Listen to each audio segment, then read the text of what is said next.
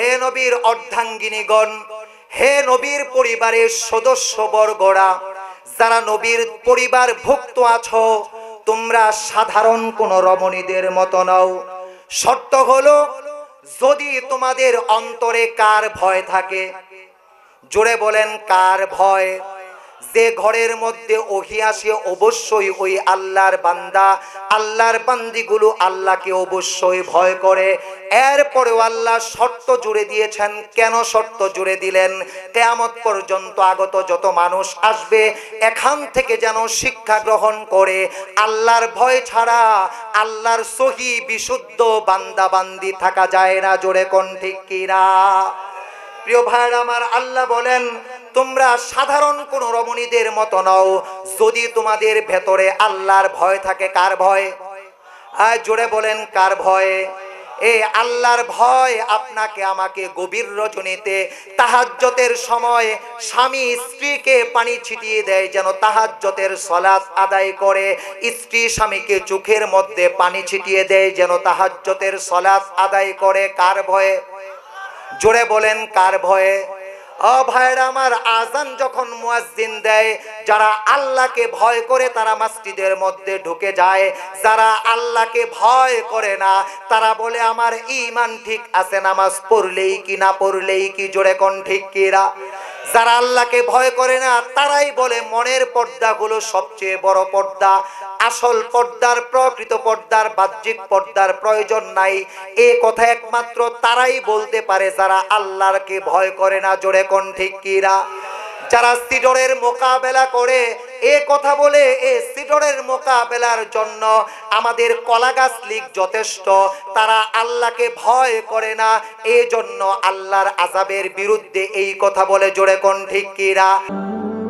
আল্লাহু আল্লাহ রাব্বি আল্লাহু আল্লাহ, আল্লাহু আল্লাহ রাব্বি আল্লাহু আল্লাহ। আল্লাহ রাব্বুল আলামিন বলেন, ইয়া আইয়ুহান নাস, হে লোক সকল, ইন্না খালাকনাকুম, নিশ্চয়ই আমি তোমাদেরকে সৃষ্টি করেছি, মিন যাকারিন, একজন পুরুষ থেকে, ওয়া উনসা, এবং একজন নারী থেকে।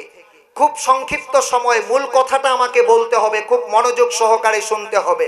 1 ঘন্টার আলোচনা আমাকে 20 মিনিটেই করতে হবে। প্রিয় ভাইরা, আল্লাহ বলেছেন ইয়া আইয়ুহান নাস, হে লোক সকল, ইন্না খালাকনাকুম, নিশ্চয়ই আমি আল্লাহ তোমাদেরকে সৃজন করেছি, মিন যাকারিন, একজন পুরুষ থেকে, ওয়া উনসা, এবং একজন নারী থেকে। মানবতার সৃষ্টির ইতিহাস যদি আলোচনা করা হয়, পর্যালোচনা করা হয়, আমরা দেখতে পাবো আমাদের মানবতার শিকড়ে, মানবতার আদিপত্যনে একজন পুরুষ আদম আলাইহিস সালাম, একজন নারী হাওয়া আলাইহাস সালাম। এর থেকে আমাদেরকে আল্লাহ দলে দলে বিভক্ত করেছেন। কেন বিভক্ত করেছেন? আল্লাহ বলেন লিতাআরাফু, আমি তোমাদেরকে দলে দলে বিভক্ত করেছি। কেউ চৌধুরী বংশের, কেউ খান বংশের, কেউ ভুইয়া বংশের, কেউ কুরাইশ বংশের, কেউ হাশিমি বংশের। এভাবে বিভক্ত কেন করেছি? যেন তোমরা একে অপরকে চিনতে পারো। তোমাদের মধ্যে শ্রেষ্ঠ ব্যক্তিকে, এই যে মানবাধিকারের মূল ঘোষণাপত্র, আমরা তো আমাদের সমাজের মধ্যে সবাই প্রধান অতিথি থাকতে চায় না। জোরে বলেন, সবাই চায় না ক্ষমতাবান থাকতে, সবাই চায় না সুস্থ থাকতে, সবাই চায় না চিরজীবন যৌবন নিয়ে থাকতে, সবাই চায় তো ধনাঢ্য থাকতে। ঠিক আমাদের মানুষের যে চাহিদা, এই চাহিদাগুলোর সমষ্টির নাম হলো মানবাধিকার।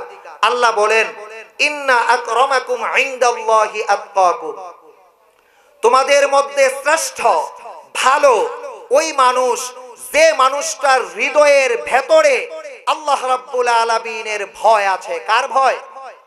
আল্লাহর ভয় আছে।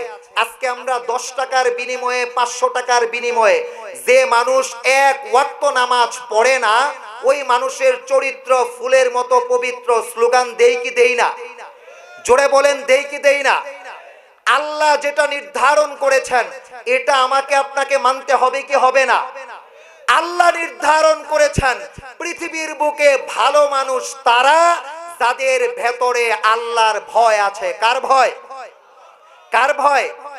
প্রিয় ভাইয়েরা আমার, সামনে একটু বাড়ার চেষ্টা করি। আল্লাহর ভয়কে আল্লাহ কেন এত গুরুত্ব দিয়েছেন। আল্লাহ রাব্বুল আলামিন সূরাতুল আহজাবে বর্ণনা করছেন, আউযু বিল্লাহি মিনাশ শাইতানির রাজীম, বিসমিল্লাহির রহমানির রহিম, ইয়া আইয়ুহান নাবিয়্যু কুল লিআজওয়াজিকা ইন কুনতুন্না তুরিদনাল হায়াতাদ দুনিয়া وزينتها فتعالين أمتعكن وأسرحكن سراحا جميلا।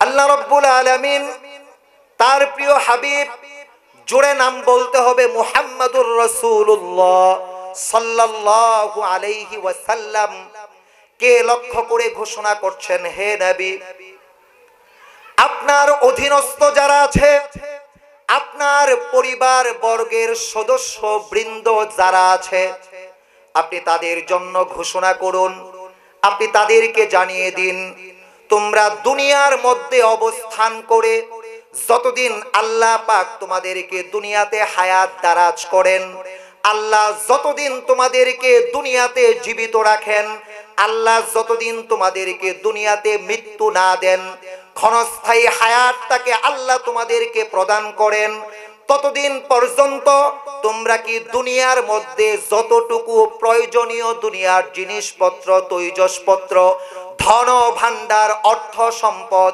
ক্ষমতা, প্রভাব, প্রতিপত্তি, দুনিয়াতে একজন মুমিন হিসাবে, একজন মুসলিম হিসেবে চলার জন্য তোমার যতটুকু প্রয়োজন ততটুকু আল্লাহ যদি তোমাকে দেন, তুমি সন্তুষ্ট কিনা?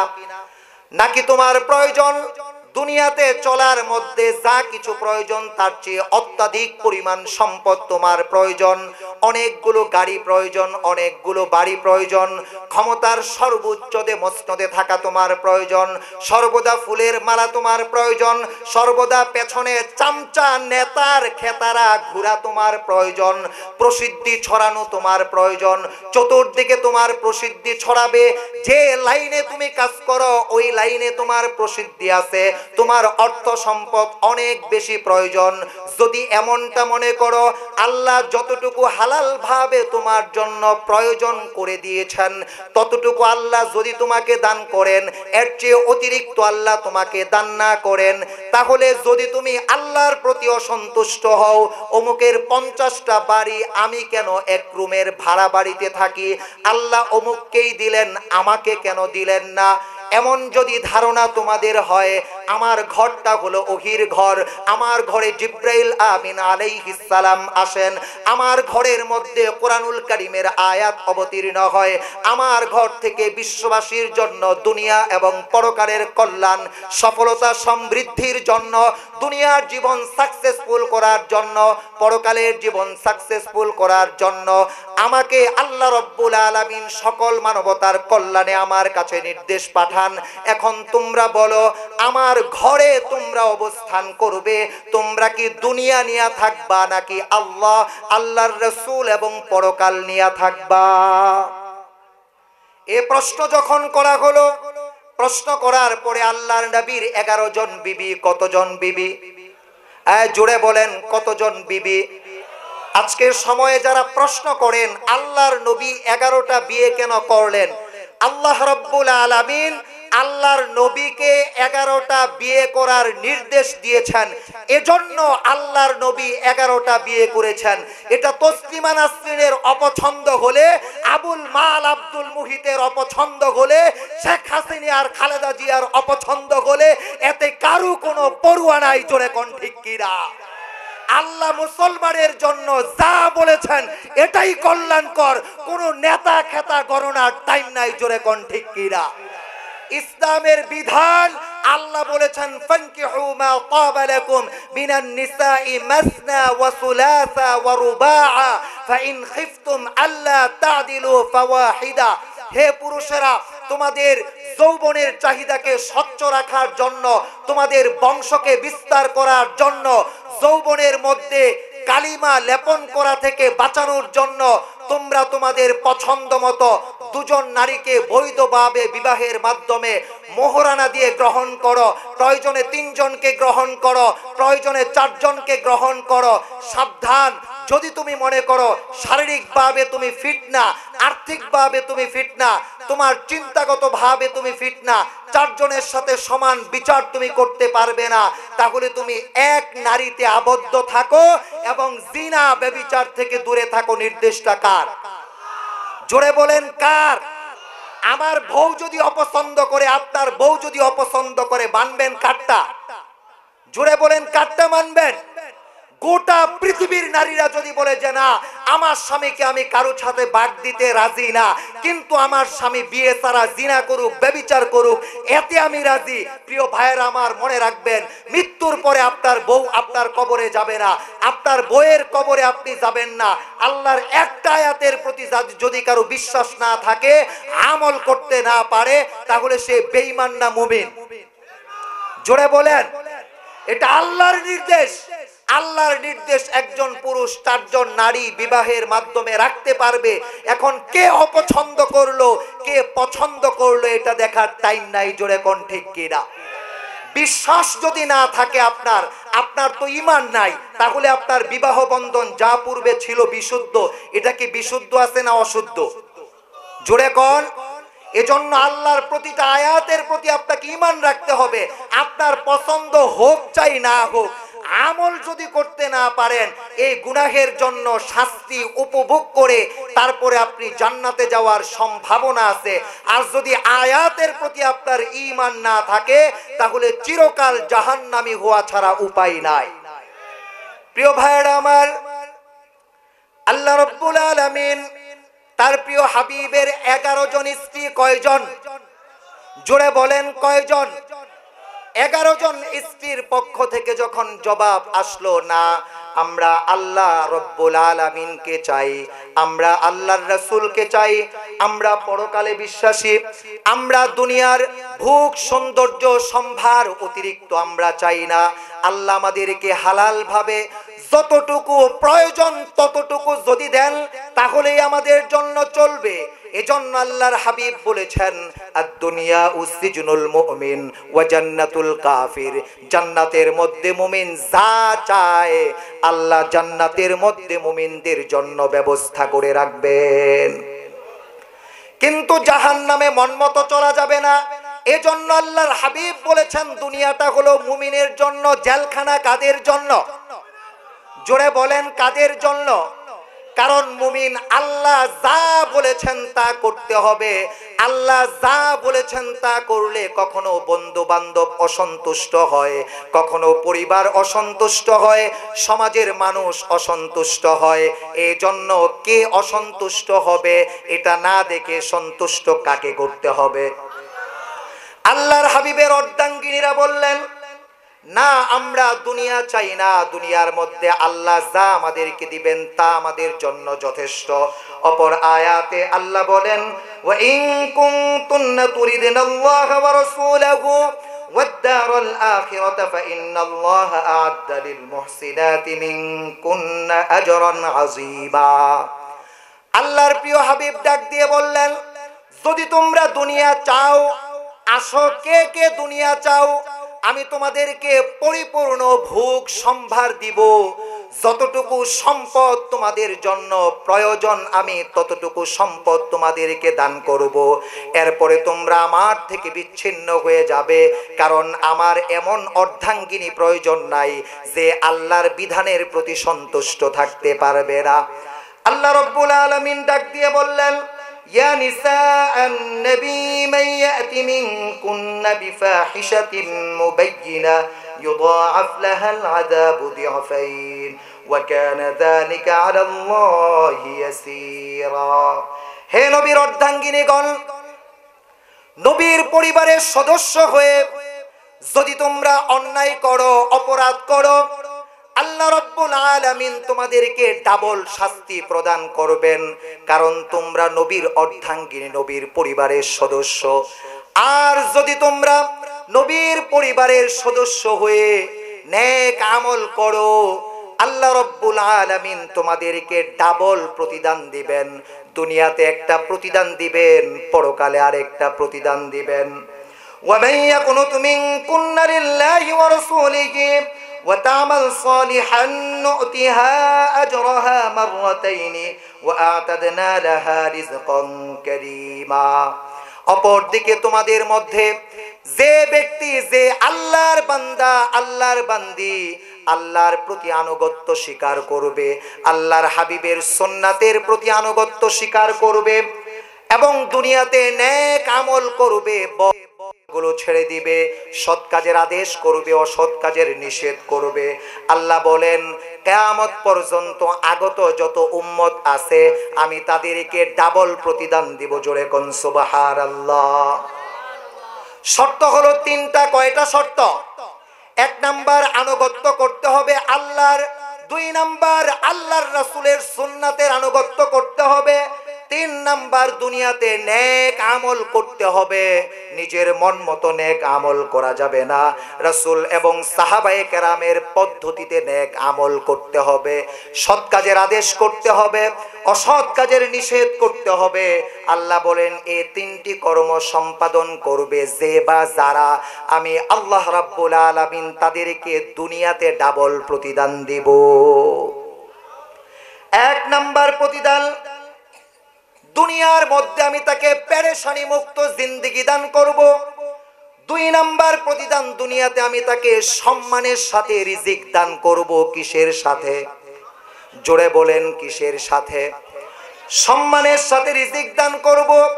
রিজিকের পেরেশানিতে ফজরের পর থেকে সন্ধ্যা, সন্ধ্যা থেকে ফজর, কেউ রিকশা চালায়, কেউ গাড়ি চালায়, কেউ গার্মেন্টসের শ্রমিকের চাকরি করে, কেউ ক্ষেত খামারে চাষাবাদ করে। শ্রমিকের একমাত্র উদ্দেশ্য থাকে রিজিকটা যেন সম্মানের সাথে আমার কাঁধে আসে, আমার সন্তানাদি কেউ যেন কষ্ট না করে। আল্লাহ রাব্বুল আলামিন বলেন যদি কেউ আল্লাহকে রব বলে স্বীকৃতি দেয়, মুহাম্মদ সাল্লাল্লাহু আলাইহি ওয়াসাল্লামকে জীবনের আদর্শ বলে স্বীকৃতি প্রদান করে দুনিয়াতে নেক কর্ম সম্পাদন করে, আমি আল্লাহ তাকে দুনিয়াতে পেরেশানি মুক্ত জীবন দান করব এবং দুনিয়াতে সম্মানের সাথে রিজিক দান করব। সুবহানাল্লাহ। يا نساء النبي لستن كأحد من النساء إن اتقيتن فلا تخضعن بالقول فيطمع الذي في قلبه مرض وقلن قولا معروفا। এই যে আমার মূল আলোচনা, আল্লাহকে কেন ভয় করতে হবে আর আল্লাহকে ভয়কারী ব্যক্তি যে বা যারা, তারাই দুনিয়ার জমিনে আকাশের নিচে সবচেয়ে সম্মানের পাত্র। জোরে কোন ঠিক কিনা? আল্লাহকে যদি আপনি ভয় করেন কখনো আপনি মিথ্যা বলতে পারবেন না। আল্লাহকে যদি আপনি ভয় করেন কখনো মিথ্যা সাক্ষ্য দিতে পারবেন না। আল্লাহকে যদি আপনি ভয় করেন অপরের সম্পদ অন্যায়ভাবে আত্মসাৎ করতে পারবেন না। আল্লাহকে যদি আপনি ভয় করেন 500 টাকা 1000 টাকার বিনিময়ে চোর চোট্টা বদমাইশ লুচ্চা সন্ত্রাসকে আপনি রাতের আধারে ভোট দিতে পারবেন না। যদি আল্লাহর ভয় আপনার থাকে, কাবিখা ইউনিয়ন পরিষদে রাস্তার জন্য বরাদ্দ যা হয়, মাতৃকালীন ভাতা গর্ভবতী নারীর জন্য যা বরাদ্দ হয়, তারপরে মসজিদ মাদ্রাসার জন্য যা বরাদ্দ হয়, এগুলো সঠিকভাবে আপনি ওই জায়গায় প্রয়োগ করবেন, কারণ আপনার অন্তরে ভয় আছে কার? যেখানে কেউ দেখে না সেখানে কে দেখেন? যা কেউ পারে না সেটা কে পারেন? এই অন্তরে ওই বিশ্বাস যদি আপনার মধ্যে থাকে কখনো আপনি দুর্নীতি করতে পারবেন না।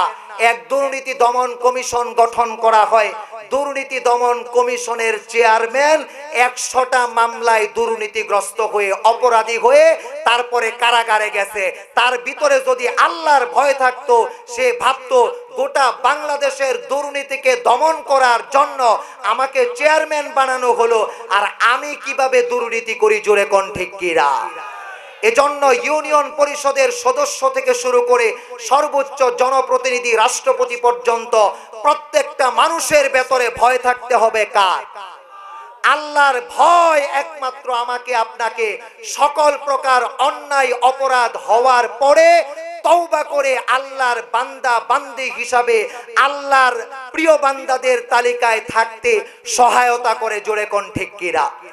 এজন্য প্রিয় ভাইরা, আল্লাহর নবীর পরিবারের মধ্যে আল্লাহ শর্ত দিয়েছেন, হে নবীর অর্ধাঙ্গিনীগণ, যদি তোমরা আল্লাহকে ভয় করো তাহলে তোমাদের মর্যাদা সাধারণ কোনো মানুষের মতো নয়, তোমাদের মর্যাদা অনেক ঊর্ধ্বে। আর যদি আল্লাহর ভয় না থাকে তাহলে সাধারণ কোনো মানুষদের মধ্যে তোমার কি থাকবে না, সাধারণ মানুষের সাথে তোমাদেরও কোনো কি থাকবে না, পার্থক্য থাকবে না। প্রিয় ভাইয়েরা আমার, আল্লাহ রাব্বুল আলামিন বলেন, কষ্ট হচ্ছে আপনাদের? আমার কথা বুঝতেছেন আপনারা? আল্লাহ বলেন, ইয়া নিসাআন নাবিয়্যি লাস্তুন্না কাআহাদিম মিনান নিসা, হে নবীর অর্ধাঙ্গিনীগণ, হে নবীর পরিবারের সদস্যবর্গরা, যারা নবীর পরিবারভুক্ত আছো, তোমরা সাধারণ কোন রমণীদের মতো নও। শর্ত হলো, যদি তোমাদের অন্তরে কার ভয় থাকে, জোরে বলেন কার ভয়? যে ঘরের মধ্যে ওহী আসে অবশ্যই ওই আল্লাহর বান্দা, আল্লাহর বান্দিগুলো আল্লাহকে অবশ্যই ভয় করে। এরপরেও আল্লাহ শর্ত জুড়ে দিয়েছেন। কেন শর্ত জুড়ে দিলেন? কিয়ামত পর্যন্ত আগত যত মানুষ আসবে এখান থেকে যেন শিক্ষা গ্রহণ করে আল্লাহর ভয় ছাড়া আল্লাহর সহি বিশুদ্ধ বান্দা বান্দি থাকা যায় না। জোরে কোন ঠিক কিনা? প্রিয় ভাইরা আমার, আল্লাহ বলেন, তোমরা সাধারণ কোন রমণীদের মতো নও যদি তোমাদের ভেতরে আল্লাহর ভয় থাকে। কার ভয়? জোরে বলেন কার ভয়? এই আল্লাহর ভয় আপনাকে আমাকে গভীর রজনীতে তাহাজ্জুদের সময় স্বামী স্ত্রীকে পানি ছিটিয়ে দেয় যেন তাহাজ্জুদের সালাত আদায় করে, স্ত্রী স্বামীকে চোখের মধ্যে পানি ছিটিয়ে দেয় যেন তাহাজ্জুদের সালাত আদায় করে। কার ভয়ে? জোরে বলেন কার ভয়ে? ও ভাইরা আমার, আজান যখন মুয়াজ্জিন দেয়, যারা আল্লাহকে ভয় করে তারা মসজিদের মধ্যে ঢুকে যায়, যারা আল্লাহকে ভয় করে না তারা বলে আমার ঈমান ঠিক আছে, নামাজ পড়লেই কি না পড়লেই কি। জোরে কোন ঠিক কিরা? যারা আল্লাহকে ভয় করে না তারাই বলে মনের পর্দাগুলো সবচেয়ে বড় পর্দা, আসল পর্দার, প্রকৃত পর্দার, বাহ্যিক পর্দার প্রয়োজন নাই। এই কথা একমাত্র তারাই বলতে পারে যারা আল্লাহকে ভয় করে না। জোরে কোন ঠিক কিরা? যারা সিডরের মোকাবেলা করে এ কথা বলে, এ সিডরের মোকাবেলার জন্য আমাদের কলাগাছ লীগ যথেষ্ট, তারা আল্লাহকে ভয় করে না, এই জন্য আল্লাহর আযাবের বিরুদ্ধে এই কথা বলে। জোরে কোন ঠিক কিরা? আল্লাহকে ভয় যারা করে, আল্লাহর ভয় যাদের অন্তরে আছে, এরা কেমন ভাবে চলাফেরা করে? ওয়াইবাদুর রহমানিল্লাযীনা ইয়ামশুনা আলাল আরদি হাওনা ওয়া ইযা খাতাবাহুমুল জাহিলুনা ক্বালু সালামা। আল্লাহ রাব্বুল আলামিন বলেন, আল্লাহকে ভয়কারী বান্দা যারা, বান্দি যারা দুনিয়ার জমিনে নম্র ভদ্র ভাবে চলাচল করে, তারা কোনো প্রকার অহংকার করে না, একমাত্র আল্লাহর ভয়।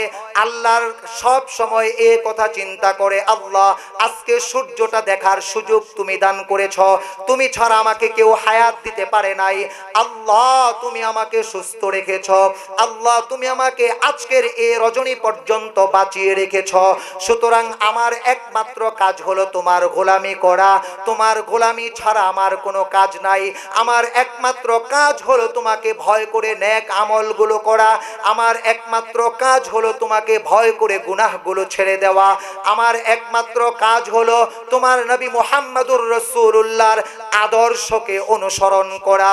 আমার কখনো এমন কোনো কাজ আমার জীবনে নাই যা তোমার নির্দেশ বহির্ভূত। জোরে কোন ঠিক কিনা?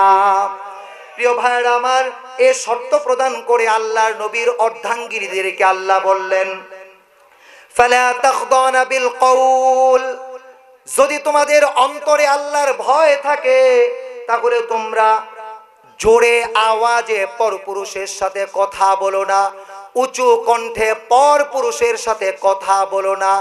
নবীর অর্ধাঙ্গিনীদেরকে বলছেন কাদেরকে? জোরে বলেন কাদেরকে? যারা কিয়ামত পর্যন্ত সমস্ত আনেওয়ালা উম্মতের মা, যাদেরকে বিবাহ করা সকল উম্মতের জন্য হারাম, তাদেরকে লক্ষ্য করে বলেছেন তোমরা উঁচু কণ্ঠে পর পুরুষের সাথে কথা বলো না। কেন বলো না? কারণ যাদের হৃদয়ের ভেতরে পরনারীর লিপ্সা আছে, যাদের হৃদয়ের ভেতরে পর নারী উপভোগ করার চাহিদা আছে, তারা তোমাদের প্রতি দুর্বল হয়ে পড়বে, রুগ্ন অবস্থা জারি হবে। কারণ হলো যারা এমন ধান্দার মধ্যে থাকে তাদের সাথে কোমল কণ্ঠে নম্র কণ্ঠে কথা বললে তারা প্রেমাসক্ত হয়। জোরে কোন ঠিক কিনা? এ আয়াত হলো ইফটিজিং বন্ধ করার 1 নাম্বার উপায়। সামনের আয়াত আসতেছে ইফটিজিং বন্ধ করার 2 নাম্বার উপায়। আল্লাহ বলেন, হে রমণীগণ, তোমরা সাধারণ কোন রমণীদের মতো নও। যদি তোমরা আল্লাহকে ভয় করো, আল্লাহকে ভয় করার অর্থ হলো আল্লাহর বিধানকে মেনে নেওয়া। আল্লাহকে ভয় করার অর্থ হলো নিজের মন চাহি জিন্দেগি বাদ দেওয়া, রব চাহি জিন্দেগি গঠন করা। জোরে কোন ঠিক কিনা? আজকের রমণীদেরকে লক্ষ্য করে কথা বলেছেন। এর পরবর্তী আয়াতে আল্লাহ বলেন, ওয়াকরনা ফি বুয়ুতিকুন্না ওয়ালা তাবাররাজনা তাবাররুজাল জাহিলিয়াতিল উলা ওয়া আকিমনাস সালাতা ওয়া আতিনাজ যাকাতা ওয়া আতি'নাল্লাহা ওয়া রাসূলাহু ইন্নামা ইউরিদুল্লাহু লিইয়ুযহিবা আনকুমুর রিজসা আহলাল বাইত ওয়া ইউতাহহিরাকুম তাতহীরা। আল্লাহ বলেন, কিয়ামত পর্যন্ত আগত যত নারী হবে, যত মহিলা হবে, যত রমণী হবে, তাদেরকে লক্ষ্য করে আল্লাহ বলেন, হে রমণীগণ, হে নারীগণ, হে কন্যাগণ, হে বোনগণ, হে মাগণ, আল্লাহ আপনাদেরকে লক্ষ্য করে বর্ণনা করছেন, ওয়াকরনা ফি বুয়ুতিকুন্না ওয়ালা তাবাররাজনা তাবাররুজাল জাহিলিয়াতিল উলা। পূর্ব যুগে উস্কো খুস্কো হয়ে খোলা মেলা অবস্থায় নারীরা যেভাবে অর্ধ উলঙ্গ পরিপূর্ণ উলঙ্গ হয়ে বের হয়েছে, এমন ভাবে তোমরা বাজারের মধ্যে প্রয়োজনে যেও না, আত্মীয় স্বজনের বাড়িতে যেও না। যদি ঘর থেকে বের হতে তোমাদের হয়, এমন ভাবে ঢিলে ঢালা কালো বোরকা পরিধান করে বের হও যেন তুমি 19 বছরের তরুণী নাকি 90 বছরের বৃদ্ধা, এই কথা কেউ কল্পনা করতে না পারে। এখন আমাদের সমাজে মা মেয়েকে কোচিং সেন্টারে নিয়ে যায়, মেয়ের বয়স 17 বছর, সাজুগুজু করে স্কুল ড্রেস পরে যায়, আর মা বুরকা পরে নানির মতো বৃদ্ধা হয়ে যায়। তাকাইবো মার দিকে না মেয়ের দিকে? জোরে বলেন। যতদিন পর্যন্ত আপনারা কথা কাজে এক না হবেন, ততদিন পর্যন্ত এই সমাজ থেকে নারী উত্তক্ত করা কিয়ামত পর্যন্ত বন্ধ করা সম্ভব নয়। যদি নারী উত্তক্ত করা বন্ধ করতে হয়, নারীদেরকে নিরাপদে রাস্তার মধ্যে ছেড়ে দিতে হয়, তাহলে আল্লাহর দেয়া বিধান পরিপূর্ণরূপে পর্দা এমন ভাবে করতে হবে নারীর বয়স 20 নাকি 90 এটা যেন বোঝা না যায়, এটা যেন বোঝা না যায়। তাহলে কখনো নারীরা কি হবে না? উত্তক্তের শিকার হবে না। আল্লাহ রাব্বুল আলামিন বলেন, ওয়া আকিমনাস সালাতা, পর্দা করার পরে তোমরা ঘরে নামাজ প্রতিষ্ঠা করবে, ওয়া আতিনাজ যাকাতা, তোমরা যাকাত আদায় করবে, ওয়া আতি'নাল্লাহা ওয়া রাসূলাহু, তোমরা আল্লাহর আনুগত্য করবে, আল্লাহর রাসূলের আনুগত্য করবে। ইন্নামা ইউরিদুল্লাহু লিইয়ুযহিবা আনকুমুর রিজসা আহলাল বাইত, আল্লাহ চান তোমাদের মধ্যে ভুলে গুনাহ করার কারণে, শয়তানের ওয়াসওয়াসায় গুনাহ করার কারণে, বন্ধু বান্ধব আত্মীয় স্বজনদের সাথে সঙ্গের গুনাহ করার কারণে, সঙ্গ দোষে গুনাহ করার কারণে তোমরা যে অপরাধে অপরাধী হয়ে গেলা, আল্লাহ চান এগুলো থেকে তোমাদেরকে পবিত্র করে আল্লাহ তোমাদেরকে জান্নাতের অধিবাসী করতে। সুবহানাল্লাহ। প্রিয় ভাইরা আমার, আল্লাহ বলেন, ওয়াযকুরনা মা ইউতলা ফি বুয়ুতিকুন্না মিন আয়াতিল্লাহি ওয়াল হিকমাহ ইন্নাল্লাহা কানা লাতীফান খাবীরা। হে মুমিন মুসলমানেরা, তোমরা তোমাদের ঘরে দিনে এবং রাতে আল্লাহর কালাম তিলাওয়াত করো। কার কালাম? জোরে বলেন, কার কালাম? আল্লাহর কালাম তিলাওয়াত করো। আল্লাহর কালামের অর্থগুলো আলোচনা করো, হিকমতগুলো আলোচনা করো। إن المسلمين والمسلمات والمؤمنين والمؤمنات والقانتين والقانتات والصادقين والصادقات والصابرين والصابرات والخاشعين والخاشعات والمتصدقين والمتصدقات والصائمين والصائمات والحافظين فروجهم والحافظات والذاكرين الله كثيرا والذاكرات أعد الله لهم مغفرة وأجرا عظيما আল্লাহ বলেন আত্মসমর্পণকারী পুরুষগণ, আত্মসমর্পণকারিণী নারীগণ, মুমিন পুরুষগণ, মুমিনা নারীগণ, আনুগত্যশীল পুরুষগণ, আনুগত্যশীলা নারীগণ, সত্যবাদী পুরুষগণ, সত্যবাদিনী নারীগণ, ধৈর্যশীল পুরুষগণ, ধৈর্যশীলা নারীগণ, আল্লাহকে ভয়কারী পুরুষগণ, আল্লাহকে ভয়কারিণী নারীগণ, আল্লাহর রাহে দান সৎকাকারী পুরুষগণ, আল্লাহর রাহে দান সৎকাকারিণী নারীগণ, রোজাদার পুরুষগণ, রোজাদার নারীগণ, আপন গোলাপের সংরক্ষণকারী পুরুষগণ, আপন গোলাপের সংরক্ষণকারী মহিলাগণ, আল্লাহকে অধিক স্মরণকারী পুরুষগণ, আল্লাহকে অধিক স্মরণকারিণী নারীগণ, আল্লাহ তোমাদের জন্য দুটি প্রতিদান প্রস্তুত রেখেছেন। এক নাম্বার প্রতিদান হলো আল্লাহ তোমাদেরকে দুনিয়ার জমিনে তোমাদেরকে ক্ষমা করে তোমাদের কবরটাকে তোমাদের জন্য জান্নাতের বাগান বানাবেন। দুই নাম্বার প্রতিদান হলো আল্লাহ তোমাদেরকে পরপারে মহা প্রতিদান দান করে তোমাদেরকে ধন্য করবেন। প্রিয় ভাইরা আমার, অল্প সময় যে কথা বলতেছিলাম, আগামী 10ই ডিসেম্বর মানবাধিকার দিবস। আজ থেকে 1450 বছর পূর্বে আল্লাহর হাবিব 9 জিলহজে জাবালে রহমত পাহাড়ের পাদদেশে দাঁড়িয়ে এ কথা ঘোষণা করে দিয়েছেন, আজকে থেকে মানুষে মানুষে কোনো ভেদাভেদ নাই, সাদায় কালোতে কোনো ভেদাভেদ নাই, উচ্চ বংশ নিম্ন বংশের মধ্যে কোনো ভেদাভেদ নাই। তোমাদের মধ্যে সম্মানিত ওই ব্যক্তি যে ব্যক্তি আল্লাহকে ভয় করে। এর দৃষ্টান্ত দিয়ে আল্লাহ রাব্বুল আলামিন একজন কালো হাবশী গোলাম যার নাম হলো বিলাল রাদিয়াল্লাহু তাআলা আনহু, ইসলামের ইতিহাসে এই হাবশী গোলামটাকে সর্বপ্রথম মসজিদে নববীর মুয়াজ্জিন বানিয়ে আল্লাহ শিক্ষিত অশিক্ষিত বংশের মর্যাদার পার্থক্যকে রহিত করে দিয়ে আল্লাহকে ভয়কারী বান্দা বান্দির কে আল্লাহ শ্রেষ্ঠ মানব হিসাবে ঘোষণা দিয়েছেন। দুই নাম্বার, সংখ্যা লঘুদের প্রতি ইসলামের দৃষ্টান্ত স্থাপন করতে গিয়ে, মানবাধিকার করতে গিয়ে আজকে তো সবসময় একটা সম্প্রদায় উঠায় মুসলমানরা নাকি হিন্দু বৌদ্ধ খ্রিস্টান বিদ্বেষী। আমি আপনাদেরকে আইকে চ্যালেঞ্জ করে বলে যাই, পৃথিবীর 1400 বছরের ইতিহাসে আপনারা যদি একটা বাক্য প্রমাণ করতে পারেন মুসলমানরা হিন্দু বৌদ্ধ খ্রিস্টানদের উপর দলবদ্ধভাবে আক্রমণ করেছে, আর জীবনে কোনোদিন মসজিদের মিম্বরে মাহফিলের স্টেজে বসে কথা বলবো না।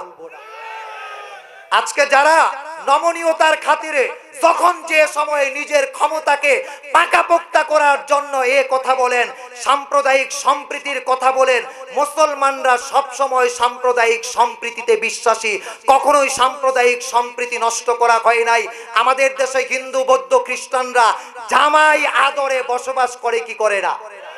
জোরে বলেন, করে কি করে না? আমার ভাই অ্যাডভোকেট সাইফুল ইসলাম আলিফকে ইসকনের হিন্দু সদস্য হত্যা করেছে। গত বছর ফরিদপুর মধুখালীতে 2 জন হাফেজে কোরআনকে তারা পিটায়া মেরে ফেলেছে।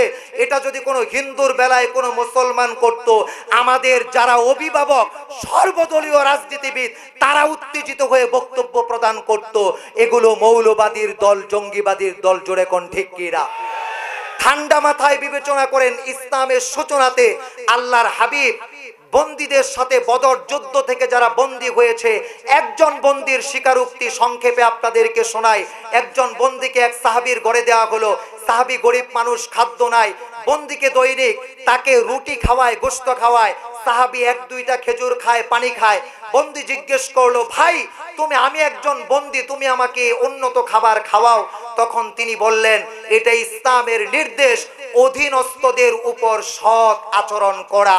আল্লাহর হাবিব বলেছেন, যদি কোনো বিধর্মী কোনো মুসলিমের হাতে অন্যায়ভাবে গ্রাসের শিকার হয়, হত্যার শিকার হয়, ওই মুসলমান কখনো জান্নাতের ঘ্রাণ পাবে না। এই বাণী যেখানে ইসলামের নির্দেশনা, সেখানে কোনো মুসলমান হিন্দু বৌদ্ধ খ্রিস্টানের উপর আক্রমণ করতে পারে না। তবে মনে রাখতে হবে, আমার কোনো ভাইয়ের রক্তে জমিন যদি রঞ্জিত হয়, এটা সেই রাষ্ট্রের সর্বোচ্চ প্রতিনিধির পহরায় যদি করা হয়, এক নাম্বার তাকে জবাই করব, তারপরে নাস্তা করব। আর নমনীয়তা নাই। তৃতীয় আরেকটা, আমাদের ইসলাম আমাদেরকে বলে মানবাধিকারের বেলায়, শ্রমিকের বেলায়, প্রিয় ভাইয়েরা আমার, আল্লাহর হাবিব ঘোষণা করেছেন, শ্রমিকের ঘাম শুকানোর আগে শ্রমিকের মজুরি দিয়ে দাও। বর্তমান প্রচলিত যে পুঁজিতন্ত্রের মাধ্যমে আমাদের ব্যবসা বাণিজ্য চলতেছে, একজন শ্রমিককে খাটানোর কথা 8 ঘন্টা, তাকে 12 ঘন্টা খাটাইতেছে। খাটলে খাটো, না হইলে চাকরি ছেড়ে দাও, করে কি করে না? এটা পুঁজিবাদের ব্যবসা নীতি। ইসলামের ব্যবসা নীতি হলো অধীনস্থদের উপর ইনসাফ করো, অধীনস্থদের উপর জুলুম করো না। আল্লাহর হাবিব ঘোষণা করেছেন, ইত্তাকু লিদাওয়াতাল মাজলুম, তোমরা মাজলুমের আর্তনাদকে ভয় করো। প্রিয় ভাইয়েরা আমার, এই আগামীকাল পত্রিকায় পৃষ্ঠা আসবে, মানবাধিকার সম্পর্কে কলাম লেখা আসবে, সেমিনার সিম্পোজিয়াম হবে, র্যালি হবে, এর মধ্যেই থাকবে মানবাধিকার।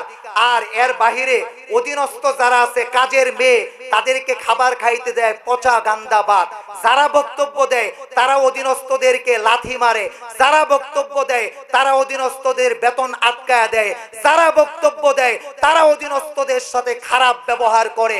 বক্তব্য যারা দেয়, এদের কথা এবং কাজে কোনো প্রকার মিল নাই।